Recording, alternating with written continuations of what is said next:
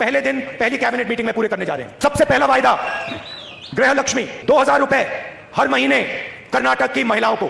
हमारा एक और स्कीम होगा जिसका नाम सखी है, और सखी स्कीम के माध्यम से आप कर्नाटक में जब बस में जाएंगी आपको एक पैसा नहीं देना पड़ेगा। दिल्ली भाजपा ने भी यहां की बहनों को हर महीने 2500 रुपये जमा करने की गारंटी दे दी है। ये गारंटी पूरी होगी, ये मोदी की गारंटी है। Hi gas, welcome to the channel. నేను మీ కార్తీక్.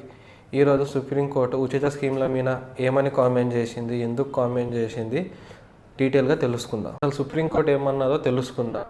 ప్రజలను సోమరిపోతుగా తయారు చేస్తున్నారు, ఉచిత స్కీమ్లన్నీ ఇచ్చి అని అన్నారు. ఎందుకు అన్నారు దాన్ని ఒక ఎగ్జాంపుల్తో తెలుసుకుందాం. 2024లో ఇస్రోకి, డిఆర్డిఓకి, ఎంఎస్ఎంఈస్కి, కొన్ని స్టేట్ విమెన్ ఫ్రీబీస్కి ఎంత బడ్జెట్ అలొకేట్ అయిందో కంపేర్ చేస్తూ తెలుసుకుందాం.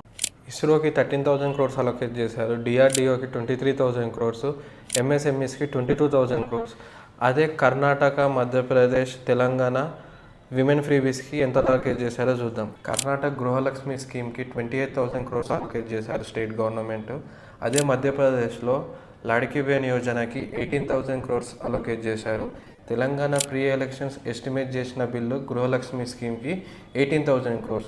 సో యాజ్ ఎ నేషన్గా మనము నేషనల్ డెవలప్మెంట్, ఇన్ఫ్రాస్ట్రక్చర్ డెవలప్మెంట్ కన్నా ఎక్కువగా విమెన్ ఫ్రీబీస్కి, ఉచిత స్కీమ్లకి మనము ప్రోత్సహిస్తున్నాము. కాబట్టి సుప్రీంకోర్టు అలా అనాల్సింది వచ్చింది. సో ఇప్పుడు మనము ఫ్రీ స్కీమ్స్కి, వెల్ఫేర్ స్కీమ్స్కి తేడా ఏందో తెలుసుకుందాం. వెల్ఫేర్ స్కీమ్స్ ఏంటంటే మన చుట్టుపక్కల ఉన్న ఎకనామికల్ వీక్ గుణాలని మెయిన్ స్ట్రీమ్ డెవలప్మెంట్కి ఎలా తీసుకురావాలో అని ఆలోచించే స్కీమ్స్ అనేటివి వెల్ఫేర్ స్కీమ్స్. ఎలా అంటే ఫ్రీ రేషన్, డబుల్ బెడ్రూమ్. అదే ఒక ఎకనామికల్గా బర్డెన్ అయ్యే ఫ్రీ స్కీమ్స్ ఏంటంటే free electricity, free buses. Supreme court మాట అన్నది ఏమన్నదంటే ఎకనామికల్గా వీకర్గా ఉన్న ప్రజలను అందరినీ మెయిన్ స్ట్రీమ్ డెవలప్మెంట్కి కనెక్ట్ చేయాలి. ఇప్పుడు మనం కంప్లీట్గా ఫ్రీ స్కీమ్స్ మీద డిపెండ్ అవుతే ఏమవుతుందో ఒక కంట్రీ ఎగ్జాంపుల్ తీసుకొని తెలుసుకుందాం. వెనెజులా అనే కంట్రీ సౌత్ అమెరికాలో రిచెస్ట్ కంట్రీ, కానీ అది ఇప్పుడు హైపర్ ఇన్ఫ్లేషన్, పావర్టీ, ఎకనామికల్ కొలాప్స్ని ఫేస్ చేస్తుంది.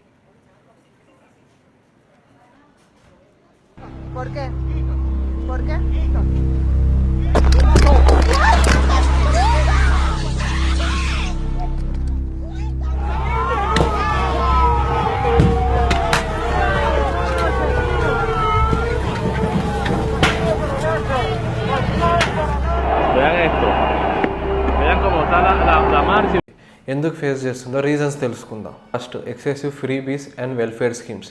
అక్కడ ఉన్న గవర్నమెంట్ చాలా సబ్సిడీస్ ఇచ్చారు, ఫుడ్ మీద, ఫ్యూల్ ప్రైసెస్ మీద, హెల్త్ కేర్ మీద. దానివల్ల ఏమవుతుందంటే కంప్లీట్ డిపెండెన్సీ వచ్చింది ప్రజలకు గవర్నమెంట్ మీద.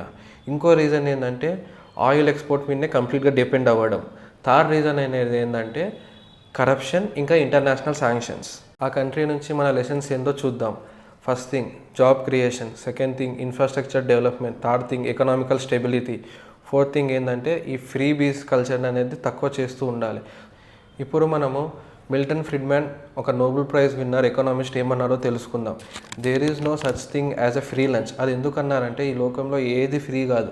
ఒకవేళ మనకి ఎవరైనా ఫ్రీ ఇస్తున్నారంటే అది కాస్ట్ని బేర్ చేసి వస్తుంది. మనమైనా సరే, మన ఫ్యూచర్ జనరేషన్స్ అయినా సరే దాన్ని బేర్ చేయాల్సింది వస్తుంది.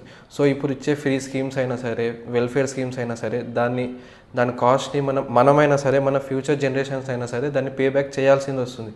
సో యాజ్ ఏ సొసైటీగా మనము గవర్నమెంట్ని ఎటువంటి క్వశ్చన్స్ చేయాలి. జాబ్ క్రియేషన్స్ కోసము, infrastructure development, education reforms, health care infrastructure, అలా ఏం చేస్తున్నారో దాని మీద మనం క్వశ్చన్ చేయాలి. సో దీని మీద మీ ఆలోచన ఏందో కామెంట్ల రూపంలో తెలపండి. మేము ఇచ్చిన కంటెంట్ మీకు నచ్చినట్టయితే please do like, share, subscribe and don't miss the bell icon for regular updates.